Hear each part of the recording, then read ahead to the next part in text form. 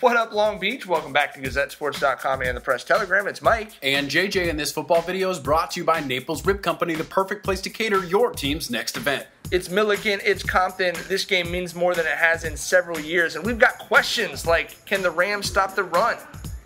Will the 1-2 punch of Terrence Pratt and Chris Swint stop the Rams from rolling?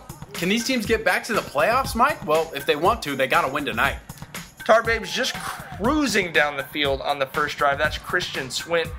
Maybe the best football player in the league, not on Poly. This is an 8-minute, 80-yard drive for the Tarbabes. That's Pratt, Swint, Pratt, Swint, Pratt. That's the rotation that they wanted to see. And then you get down to the 5, and I don't know that I would have dialed up a play. The first pass of the game is intercepted as Zach Martin comes up with a huge defensive play for the Rams. That's called outsmarting yourself, Mike.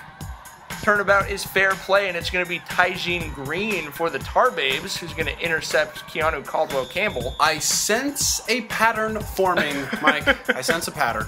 Well, pattern recognition is one of the many things that you're just absolutely great at, JJ. QCC is going to find Martin, who does a little dancing to get to the sideline. Yeah, Caldwell-Campbell's got a lot of guys out there who can make plays once they have the ball in their hands. He also knows where to go when you need an encore. Bravo! Bravo! QCC finds Christian Bravo, the kicker turned receiver turned soccer player. Gazette bomb! Do-it-all guy. Rams take a 7-0 lead, and quite a turn of events from when it seemed like it was going to be a dominant drive for Compton. That's why. Christian Swint sidelined for the Tarbabes. Really hate to see that, but give credit to Millikan, Jason Skinner, and the Rams flying around, punishing the Compton ball carriers and quarterback on the plays that they tried to throw it. Yeah, it's QCC here to Jaden Davis, making it happen. Cover boy. Uno is just all over the place for this Rams team, and that's a good thing if you're a Rams fan. Robert Lee with the 21-yard touchdown is going to put Millikan up 14-0.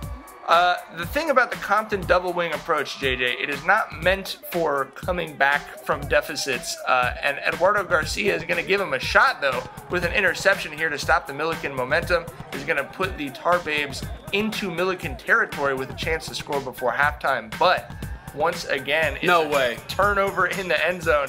This time it's Davis with the interception for Millikan to end the first half. And if you're the Rams and head coach Justin Utupo, you got to love what you're doing. They'd struggled to stop the run this year, and they've got Compton scoreless. Man, interceptions everywhere out there. Rams cough it up here, as it's going to be Compton ball. I mean, turnovers everywhere. Somebody has got to take advantage of this, turn this thing into points. Well, one guy who's taking advantage of it was 8-ball Eduardo Garcia with his second takeaway of the game, and then Pratt falls forward.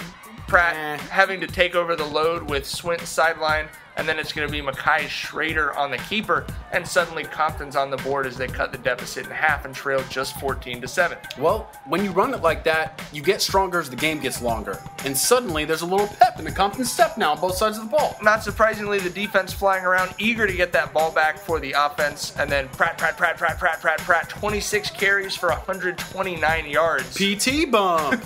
Just bumps all over the place. Schrader again, and he loves it.